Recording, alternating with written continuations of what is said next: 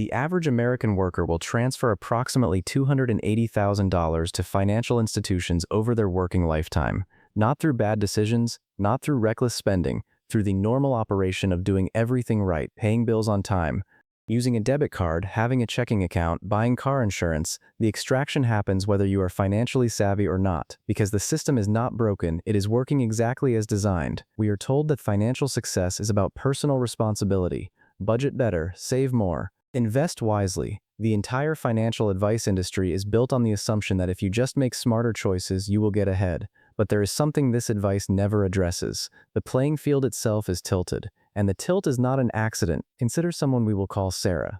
She is not a real person, but a composite representing the median American worker. Sarah earns $54,000 per year, which is the actual median personal income in the United States as of 2023. She has a checking account at a major bank. She has a car loan. She has a credit card that she pays off most months. She has health insurance through her employer. She rents an apartment. She is trying to save for retirement through her company's 401k plan. Sarah does everything right. She pays her bills on time. She has never had an overdraft. Her credit score is above 700. She is exactly the kind of responsible consumer the financial system claims to reward. And yet, over her 40-year working life, Sarah will transfer approximately $427,000 to financial institutions and the investor class through mechanisms she barely knows exist. Here is the contradiction that should make you pause. Sarah's income, adjusted for inflation, has essentially flatlined since 1979. Real wage growth for the median worker over the past 4 decades has been approximately 0.3% per year, basically nothing. But during that same period, financial services as a percentage of the total economy have nearly tripled. In 1980, financial services represented 4.9% of gross domestic product. By 2023, that number had grown to 8.3%. The financial sector is extracting far more from the economy than it did a generation ago. Where did that money come from? It did not come from the wealthy. They are the ones receiving the returns. It came from workers like Sarah. It came from you. This is not about financial literacy. Sarah is financially literate. This is about structural extraction. The system has dozens of mechanisms designed to transfer wealth from workers to institutions, and these mechanisms operate whether you understand them or not. Let me show you how. The first mechanism is what I call the spread game. Banks pay you virtually nothing on deposits while lending that same money out at dramatically higher rates. As of 2024, the average savings account in the United States pays 0.46% interest. The average credit card charges 24.37%. This gap, this spread, is pure extraction. Let me give you a concrete example. Chase Bank holds approximately $2.4 trillion in customer deposits. If they pay an average of 0.5% interest to depositors but lend or invest that money at an average of 6%, the spread is 5.5%. On $2.4 trillion, that is $132 billion per year in profit generated purely from the gap between what they pay you and what they charge others. That money came from somewhere. It came from the people on both ends of those transactions. This was not always the norm. In 1980, savings accounts paid an average of 5.25% interest. Today, even with inflation running at 3 to 4%, savings accounts pay less than half of 1%. The spread is widened by design. For Sarah, this means if she keeps $5,000 in a savings account earning 0.46%, she earns $23 per year. Meanwhile, inflation at 3.4% costs her $170 per year in purchasing power. Her net loss is $147 annually just for keeping money in a bank. Over 40 years, accounting for modest increases in her savings balance, this represents approximately $12,000 in lost purchasing power transferred to the institution holding her money. The second mechanism is the fee architecture. Modern banking has transformed every action into a potential fee opportunity. Overdraft fees, monthly maintenance fees, ATM fees, wire transfer fees, insufficient funds fees, paper statement fees, minimum balance fees. Americans paid $12.6 billion in overdraft fees in 2019 alone. The average overdraft fee is $35 for an overdraft that averages $24.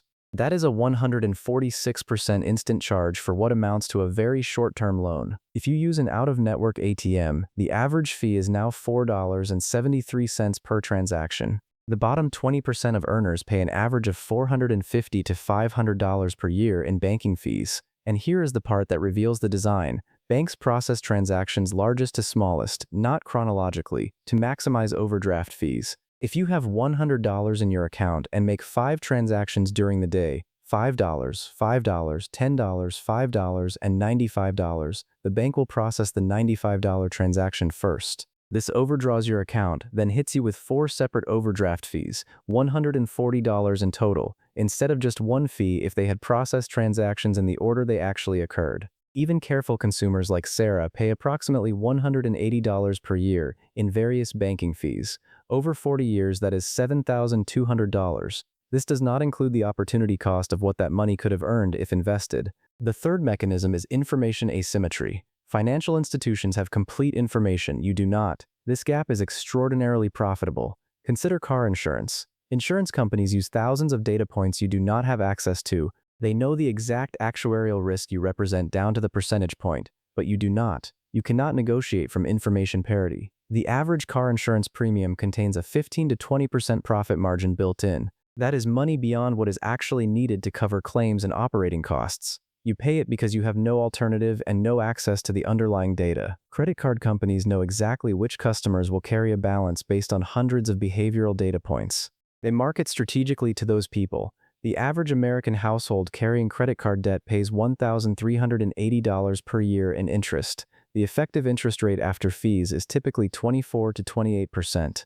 But the companies do not tell you they have identified you as what the industry calls a revolver, someone who carries a balance month to month. For Sarah, the extraction from information asymmetry looks like this. Car insurance with an 18% profit margin built in means she pays $1,400 per year, of which approximately $252 is pure profit extraction beyond actuarial need. If she carries even modest credit card debt, say a $3,000 average balance, she pays $720 per year in interest at 24%. Combined, that is nearly $1,000 per year. Over 40 years, $38,880 transferred through information asymmetry alone. The fourth mechanism is tax structure. The tax code allows the wealthy to defer, reduce, or eliminate taxes through mechanisms unavailable to wage earners. This is not cheating. This is structural design. Sarah pays ordinary income tax on every dollar she earns. At $54,000 of income, she is in the 22% federal bracket, plus 7.65% for Social Security and Medicare taxes. Her effective rate is approximately 29.65%. Now consider an investor earning $54,000 in long-term capital gains. They pay 15% federal tax and 0 for Social Security and Medicare.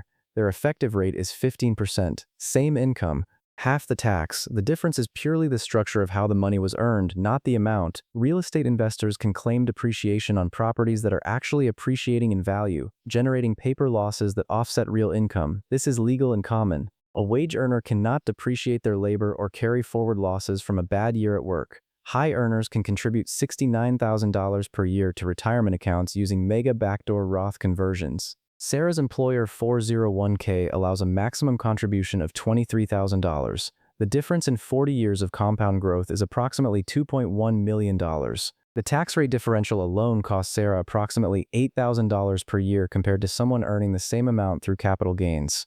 Over 40 years, that is $320,000 in additional tax burden purely because of how her income is classified. The fifth mechanism is mortgage interest extraction. Mortgages are front-loaded with interest. In the first decade of a 30-year mortgage, you pay mostly interest, not principal. This protects the lender's return even if you sell or refinance early.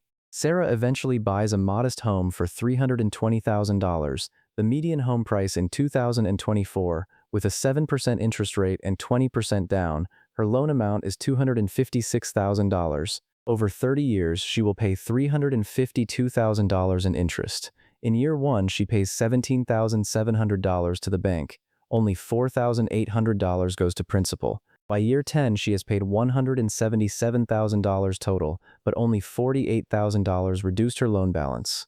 If she sells in year 10, which is close to the average homeownership duration of 13 years, she has paid $177,000 to live in a home she now has only $48,000 of equity in beyond her down payment. The rest went to the bank. A wealthy buyer purchasing investment property can often negotiate better rates, can write off the interest as a business expense, and can depreciate the property for additional tax benefits. Sarah gets none of these advantages for her primary residence. Following the typical pattern of buying, selling, and buying again over 40 years, Sarah will pay approximately $420,000 in mortgage interest. This is money that built someone else's wealth, not hers. Now let me pull back and show you what this means. We have documented 5 mechanisms: interest rate spreads and savings account losses, $12,000. Banking fees, $7,200. Information asymmetry through insurance markups and credit card interest, $38,880. Tax structure disadvantage, $320,000. Mortgage interest over a lifetime, $420,000. The total is $798,080. This is not money Sarah spent frivolously. This is not money she lost to bad decisions or lack of discipline. This is money the system extracted through its normal operation while she did everything right. Sarah earns $54,000 per year. Over 40 years, that is $2,160,000 in nominal earnings before any adjustments for raises or inflation. She will transfer $798,080 of it, approximately 37%, to financial institutions and the wealthy class through structural mechanisms most people never see. Here is where it gets devastating. If that $798,000 had instead been invested in a basic index fund averaging 7% annual returns, accounting for when the money was actually extracted throughout her working life, it would have grown to approximately $3.2 million. Sarah's actual retirement savings at 65, given median accumulation rates for someone at her income level, will be approximately $255,000. The difference between what she will have and what she could have had if the extraction had not occurred is $2.945 million. Same person, same income, same effort, same choices. The only variable is whether the system extracted the wealth or she kept it. The difference between struggling in retirement and thriving was not discipline, it was not financial literacy, it was not making better choices, it was being on the wrong end of a system designed to transfer wealth upward. Here is what they don't tell you in personal finance classes. The system is not neutral. It is not a level playing field where the smartest or hardest working people win. It is a series of wealth extraction mechanisms embedded in the normal operation of modern life. You cannot budget your way out of structural extraction. You cannot save your way out of a system designed to take a percentage of everything you do. The turning point in understanding money is recognizing that your financial struggle is not primarily about your choices. It is about a system that profits from your participation regardless of how wisely you participate. Every transaction has been financialized. Every necessity has a profit margin that exceeds the cost of providing it. Every interaction with the financial system includes a spread, a fee, a markup, or a structural advantage for the institution. So what do you do about it? You start by seeing the extraction. Most people go through life thinking they are bad with money because they are not getting ahead.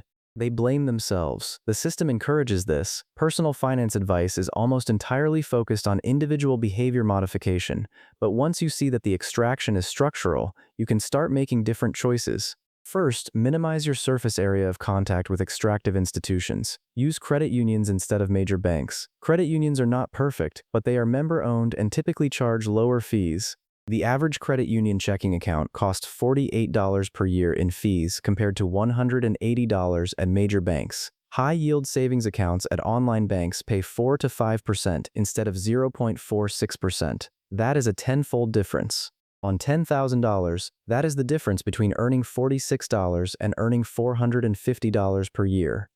Second, understand that debt is the most expensive product you will ever buy. A dollar of debt at 24% costs you 24 cents per year, every year, until you pay it off. The credit card industry makes $120 billion per year in interest and fees. That money comes from cardholders. If you carry a balance, you are transferring wealth to banks at an extraordinary rate. Eliminating high-interest debt is not about morality. It is about stopping the bleeding. Third, recognize that tax structure matters more than tax rates. You cannot change the fact that wages are taxed more heavily than capital gains, but you can start building capital. Maxing out retirement accounts, even at the standard limit, gives you tax-advantaged compound growth. The difference between taxable and tax-advantaged growth over 40 years is enormous. On the same contributions with the same returns, tax-advantaged accounts end up with 30 to 40% more money. Fourth, own assets instead of renting them when the math makes sense. I am not saying everyone should buy a house, but understand that rent is pure expense, while mortgage interest, though expensive, at least builds toward equity. The system is designed to reward asset owners and extract from renters. This is not fair, but it is reality. A renter paying $1,500 per month for 40 years transfers $720,000 and owns nothing. A buyer paying the same amount transfers similar money but ends up owning an asset worth several $100,000. Fifth, use the information asymmetry tools available to you. Insurance comparison sites, credit monitoring, fee analyzers. These do not eliminate the asymmetry, but they reduce it. Switching car insurance providers every 2 years saves an average of $350 per year because companies raise rates on loyal customers. Refinancing a mortgage when rates drop even 1% can save tens of thousands over the life of the loan. These actions do not change the system, but they reduce how much it extracts from you personally. Sixth, invest in index funds, not individual stocks. The financial industry makes enormous profits from active management fees, trading commissions, and selling complex products. The average actively managed mutual fund charges 1% per year in fees and underperforms the market. Index funds charge 0.03 to 0.2% and match the market. Over 40 years, that fee difference on a growing portfolio costs approximately 30% of your ending balance. The industry does not want you to know this, which is why index funds are rarely advertised. But here is the deeper truth. Individual optimization is not enough. You can do everything I just described and still transfer hundreds of thousands of dollars to the financial system over your lifetime. The extraction is too deeply embedded. Real change requires structural change. It requires recognizing that a system designed to extract wealth from workers and concentrated among asset owners is not a broken system. It is a system working as intended, and it needs to be redesigned. This means supporting policies that reduce extraction, financial transaction taxes that make high-frequency trading less profitable, caps on credit card interest rates and overdraft fees, public banking options that do not profit from customer activity, universal programs that remove the profit motive from necessities like healthcare, progressive tax structures that do not penalize wage earners relative to investors. These are not radical ideas. Many of them existed in the United States within living memory. The average American worker will transfer $280,000 to financial institutions over their lifetime through the normal operation of the system. For many, it will be much more. This is not a personal failure. This is a design feature. The system extracts wealth from participation. Your job is to see it, minimize your exposure where possible, and recognize that your financial stress is not evidence of your inadequacy. It is evidence that you are on the wrong end of the transfer. The cold open told you that extraction happens whether you are financially savvy or not. Now you know why. Because the system is not broken, it is working exactly as designed, and the first step to changing it is seeing it clearly.